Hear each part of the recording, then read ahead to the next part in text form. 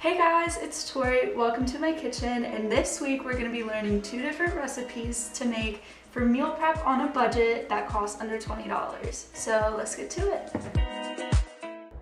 Yay! So our first recipe, we're going to be using bacon, salt, pepper, eggs, Pan, cheese, and for this recipe I'm going to be using a 12 count tin pan. Yeah.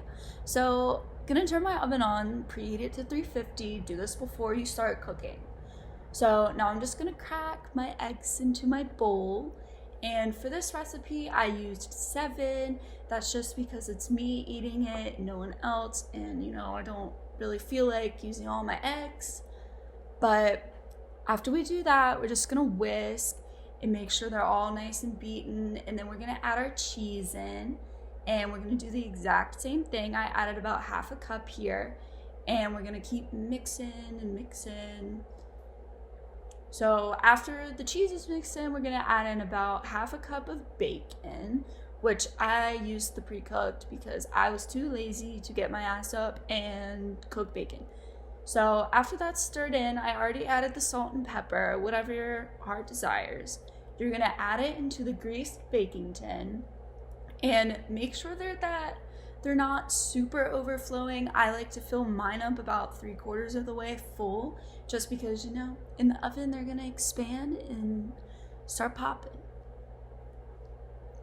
But yeah, that's pretty much all you need to do. So we're gonna take our tin and we're gonna place it in the oven.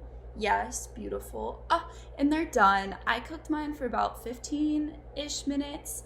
So you're just gonna wanna make sure that they're puffy and nice and crispy on the top. Ooh, looks so good. So I'm gonna store these in an airtight container and put them in my fridge, which lasts up for 5 days, or you can store them in the freezer for 2 months. You just gotta make sure that they're wrapped. So excited to eat these. And now we have overnight oats. So these are our ingredients. We're gonna be using berries. You don't have to use yogurt or honey, but I like to. So I also use steel cut oats for this, and then milk. This is the key ingredient right here.